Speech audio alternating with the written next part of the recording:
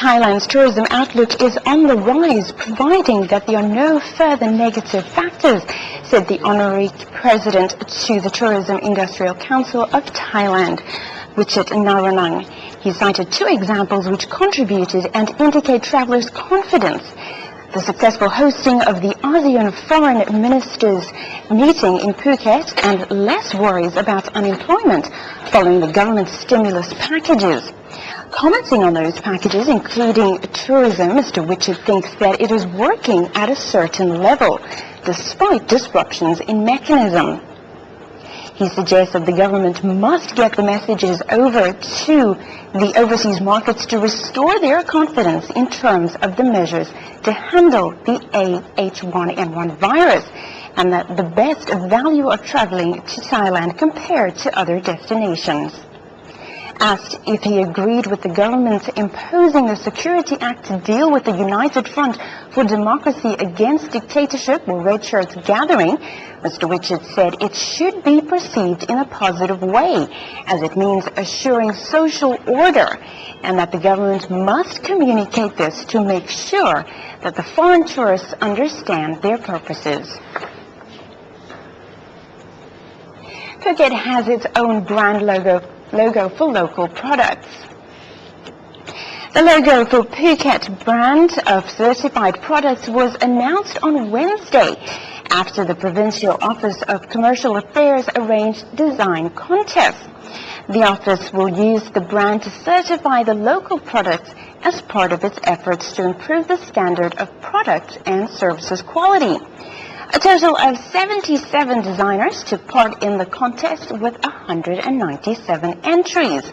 The logo, designed by Tawan Dita Sutam, was awarded first prize and received 30,000 baht cash prize with a certificate.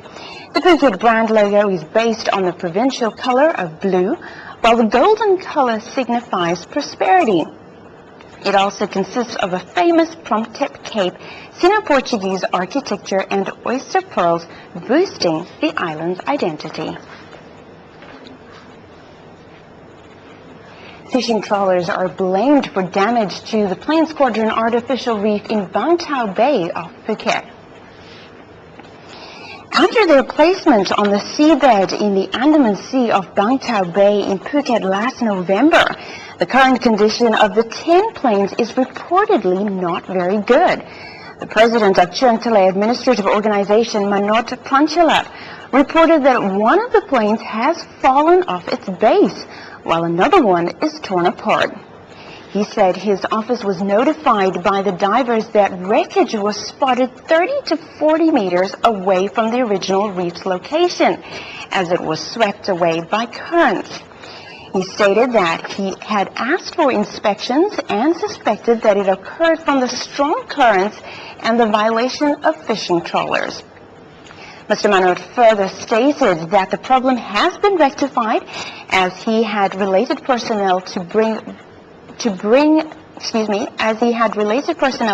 back the plane wrecks to retie them in the best way and impose surveillance measures to prevent any fishing trawlers from fishing there. They also laid out buoys to clearly designate the zone. The plane wreck squadron was placed on the seabed there last November, aiming at creating an artificial reef to provide an alternative diving spot for tourists. At present, it is still becoming a home for baby corals and fish. Thailand joins hands with WTO-hosted workshop in Phuket about Chikungunya disease. Experts in many medical areas, including disease controls, diagnosis, and treatment from many countries such as Sri Lanka, India, Singapore, plus Thailand, and an expert from World Health Organization, or WTO, are gathering in Phuket for technical consultation on re-emergence of chikungunya fever. Presiding over the opening ceremony, Thailand Deputy Director General of the Disease Control Department, Dr. Prapan Tangsi Kiatklon, said the workshop is a platform for experts and related personnel to exchange their ideas and experiences to lead to efficient surveillance and preventative measures. He also pointed out that the disease is found widespread in Thailand since late last year. It was first found in East Central Africa and can adapt to be more severe. The Thai department has been supported by the WHO to host the consultation forum to enhance knowledge and skills of personnel in handling the disease. A report from the Thai Ministry of Public Health indicates that since January the 1st to August the 18th, 38,275 cases of Chikungunya fever were found in 51 provinces of Thailand, but the fatal cases are still 0. The Asia-Pacific Broadcasting Union held a workshop in Phuket on live sports broadcasts.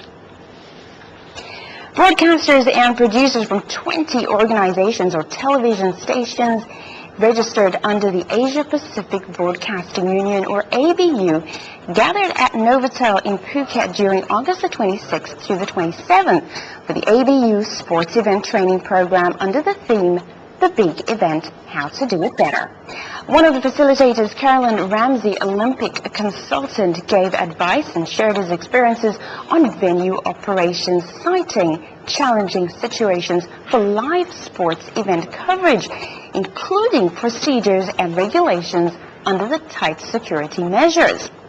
Others included getting feed from the stadium to the operation room. The training was co-hosted by the Asia-Pacific Broadcasting Union and the Television Pool of Thailand. The organizers hope that the participants will apply their knowledge and experiences of their work and development. Phang-Nga Authority promotes public participation forum. Around 30 families who reside in Kotum Namdam village of Koraburi district attended a meeting arranged by the Phang-Nga Authority. Villagers see the meeting as a platform to voice their needs and concerns, as well as a channel to request for authority support in certain areas. The Provincial Chief of Agriculture and Cooperatives, Mr. Surapun Chenrung, said villagers suggest many issues concerning his office responsibility, such as land or earth improvement, organic manure machines, ecotourism like homestays, and agricultural produce processes. He said it was a good opportunity to match and integrate the work and operations with other public organizations to best serve the needs of members of the public. Mana Pechmani had a chance to tell the meeting that he opens his home to serve visitors as a homestay service. He said some foreigners love to spend their time in nature and participate in activities with villagers. An exercise to deal with mass mobs was held at Phuket Airport on Thursday. The police department yesterday afternoon joined hands with the Phuket International Airport officials to conduct an exercise to handle mass protesters who supposedly aimed at an airport blockade. The exercise simulated a scenario of around 500 people staging protests against the government and heading for the airport to force its closure.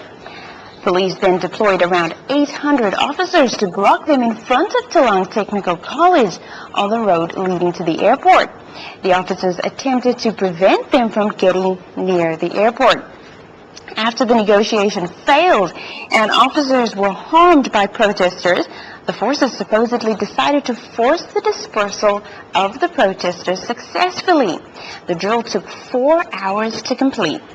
Police General Richian Potchesri, advisor on security to the police department, said the workshop and the comprehensive exercise aimed at having all personnel and related units work together to lay out action plans in handling any future crises or emergency situations. They learned and practiced on setting up and listening to crisis management command centers following international standards. It was also a good opportunity for all parties to work together. They included backup teams, emergency medical units, and information for media. The meeting will be held today to evaluate and improve weaknesses, if any.